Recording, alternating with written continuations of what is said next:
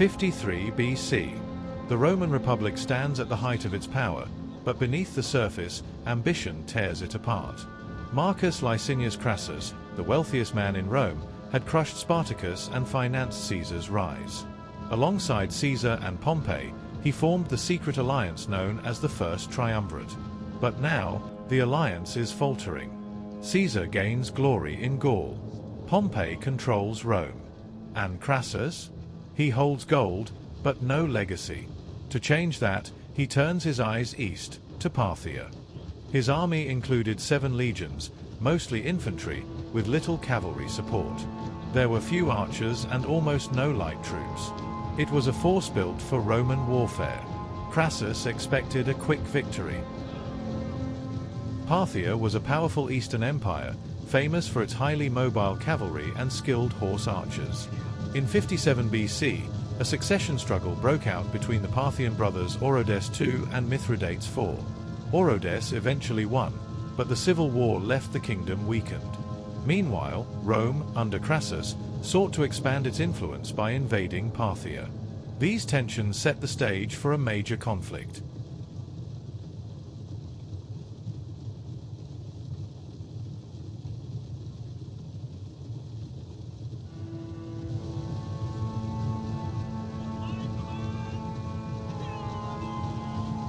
Crassus arranged his legions in a large square formation to protect his flanks from Parthian cavalry. This defensive stance relied on heavy infantry holding firm on all sides. He aimed to prevent the mobile Parthian horse archers from breaking through.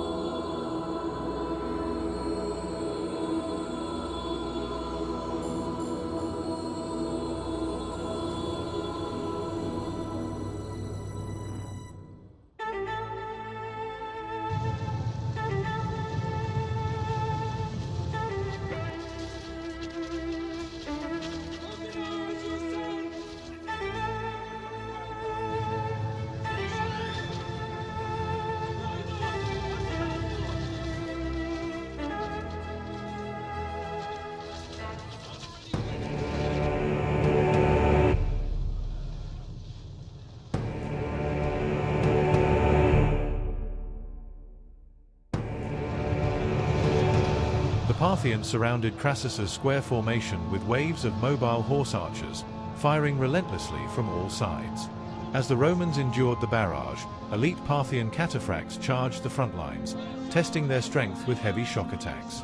The combination of constant missiles and sudden cavalry charges slowly broke Roman cohesion.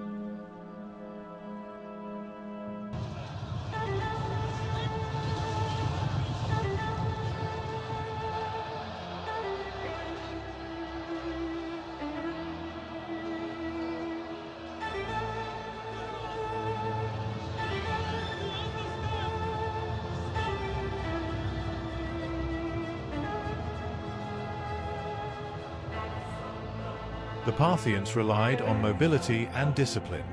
Horse archers attacked in rotating groups, firing non-stop while others withdrew to resupply from camel trains loaded with arrows. Thanks to this system, they never ran out of ammunition. At the same time, heavy cataphracts used cycle charges, slamming into the Roman lines, then pulling back to strike again. This constant pressure, from both missile fire and shock cavalry, slowly broke down the Roman square, without ever engaging in full hand-to-hand combat. The Roman square was under relentless fire, exhausted, surrounded, and slowly breaking down. Crassus had to act. He turned to his son, Publius Crassus, and gave him command of the cavalry, nearly 6,000 strong, including Roman horsemen and fierce Gallic allies. Their mission: strike the Parthian horse archers, disrupt the cataphracts, and break the siege. Publius rallied his men. The Gallic cavalry took the lead. With horns blaring and hooves thundering, they surged forward, swift, confident, and determined. The Parthians began to fall back.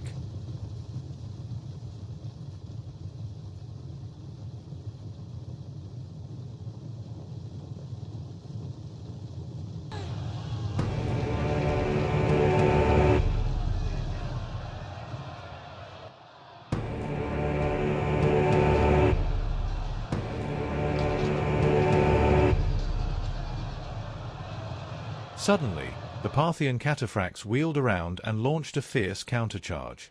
The only things that managed to escape were the Roman horses, running free, but without riders.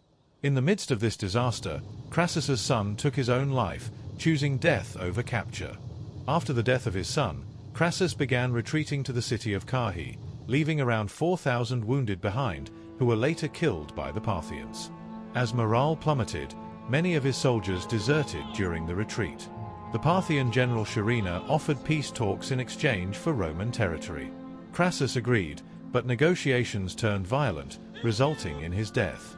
About 10,000 surviving Romans, led by Gaius Cassius Longinus, managed to escape back to Syria.